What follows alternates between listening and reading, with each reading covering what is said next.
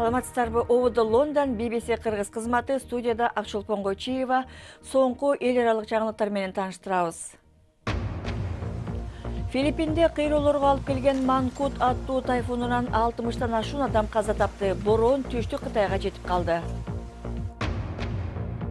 Экөө демонстрация учурунда жолугушуп, абакта баш кошушкан, бирок чогуу жашаган эмес.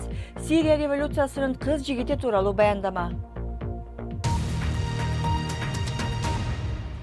Филиппинде Манкут тайфуну көптөгөн кыйроолорго алып келип, айрым жерлерде жер көчкүлөр болду. Өлкө боюнча 65 киши каза тапты. Ондогон адамдардын дайыны дали белгисиз.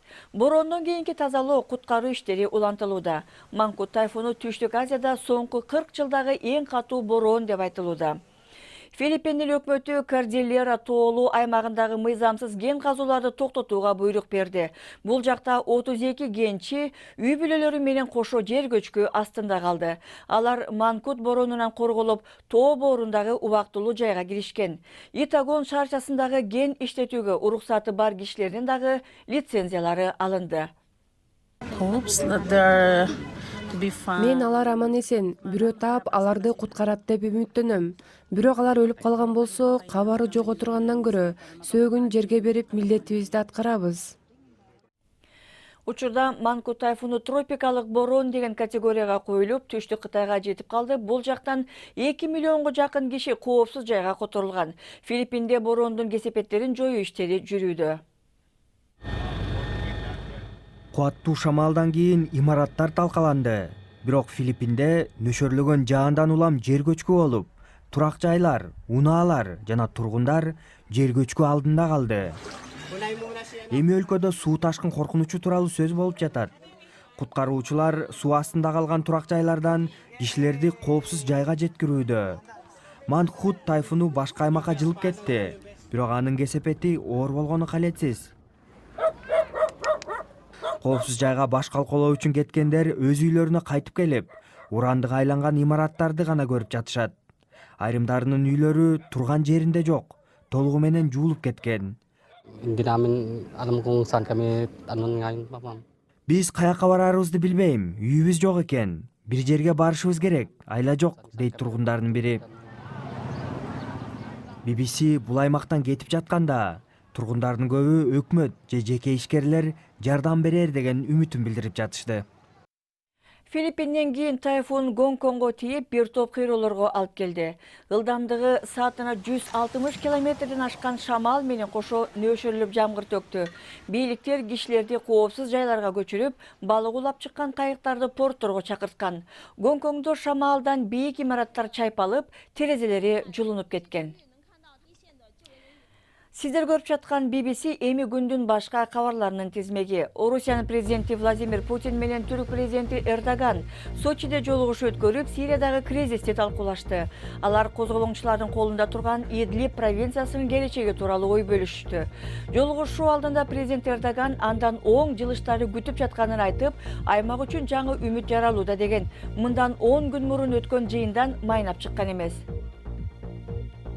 Эл аралык валюта фонду эгер Британия Европа биримдигинен эч кандай келишим түзбөстөн чыгып кетсе, өлкөнүн экономикасына олуттуу күч келип калат деп эскертти. Кристин Лагард Брекзиттин кесепеттери Британия үчүн кымбатка турат деди. Британиянын премьер-министри Тереза Мэй айым анын Брекзит боюнча планы кабыл алынбаса, ансыз деле чыгууга туура келет деп айтты. Кош бойлуу айымдар абасы кир шаарларда жашаса, көө аралаш зат алардын каны аркылуу балага дагы жетип жатканы аныкталды. Лондондо жашаган айымдар арасында изилдөө жүрүп, абанын кири бойдогу балага зыян кылар тууралуу жаңы далилдер табылды. Бул каны чаба балдардын ара төрөлүшүнө, дем алуу органдарынын илдеттерине алып келиши мүмкүн. Австралияда кулпуна жемишине атайы ийнелер сайылганы аныкталып, чукул тергөө иштери башталды. Өлкө боюнча 6 штатта айрым тургундар мындай жемиштерге туш келгенин билдиришкен. Бир адам ооруканага түштү. Өлкөнүн саламаттыкты сактоо министри бул окуяны ырайымсыз кылмыш деп атады. Адам укуктарын жактаган адвокат Нура Сафадинин жолдошу Сириядагы таанымал активист Басел Хартабил Сафади болгон. Бул жубайларды Сирия революциясынын кыз жигити деп аташчу эле. Эмесе алардын баянын сунуш кылабыз. Биз чыгыш Гутадагы демонстрацияда кезиккенбиз. Бир аз убакыттан кийин эле бири-бирибизди сүйүп калдык. Үлпөт тоюбузга 2 жума калганда ал камалып кетти. Өзүмдү же аны жоготору учур келерин сезгем. Балким ошол үчүн өтө эле эрте баш кошолу дедик окшойт. Ал маданий борбордо иштеп жаткан. Алар аны чакырыптыр. Бул тууралуу укканда жаман бүтөөрүн дароо түшүндүм. Бул алардын жана коопсуздук кызматынын ортосундагы ыкма. Ал мен ойлогондой эле камалды. Аны Кабун аймагындагы аскердик полиция бөлүмүнүн Думага өтө жакын Адра түрмөсүнө которушкан. 8 айдан кийин тааныбаган номерден чалышты. Жооп берүүдөн тартындым, бирок жооп бергенимде бул менмин, Адра түрмөсүндөмүн, мага келсең болот деди. Мен аны кайрадан тапканыма абдан сүйүндүм.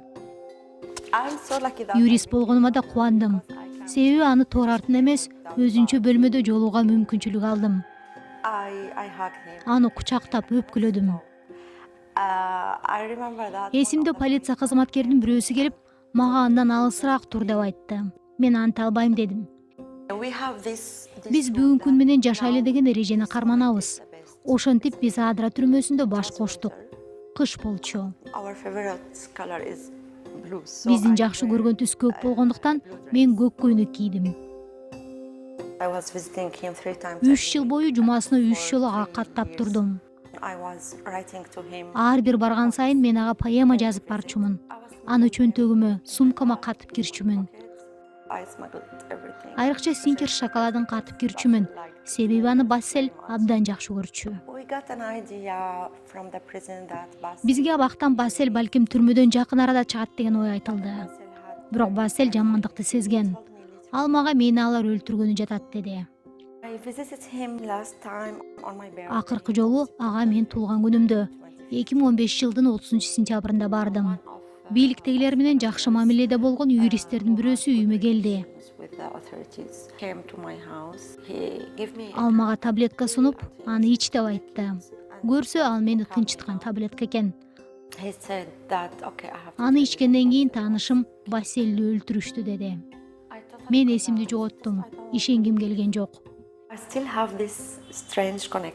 Менде дагы Бассель менен бир кызыктуудай байланыш бар.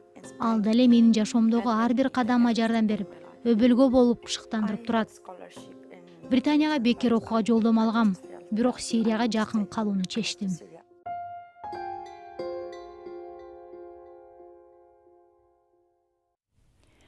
Эми спорт жаңылыктарын көрөлү. Премьер лигада бүгүн Саутгемптон менен Брайтон беттешет. Кече болсо West Ham 3-1 менен Эвертонду утуп сезондогу биринчи жеңишине жетти. 6-күнү Ливерпуль 2-1 эсеби менен Тоттенхамды утуп алды. Криштиано Роналдо Ювентустагы алгачкы 2 голун киргизди. Ал июль айында $130 миллион Реал Мадридтен өтүп келген. Италиялык чемпиондор Сассуланы 2-1 менен утушту. Ювентус сезонду баштагандан бери бир дагы жолу утула элек. LA Galaxy'nin чабуулчусу Златан Ибрахимович өз карьерасындагы 500-чү голду киргизди. Анын үстүнө аны укмуштай чеберчилик менен тепти. Бирок мурда Манчестер Юнайтедде ойногон жылдыздын укмуштуу голу команданы куткарган жок. Galaxy Торонтодон 3-5 эсеби менен утулуп калды.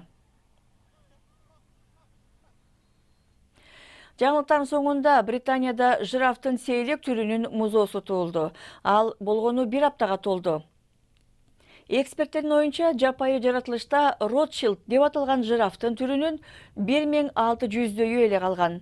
Ал дүйнөдөгү жоголуу алдында турган жаныбарлар тизмесине киргизилген.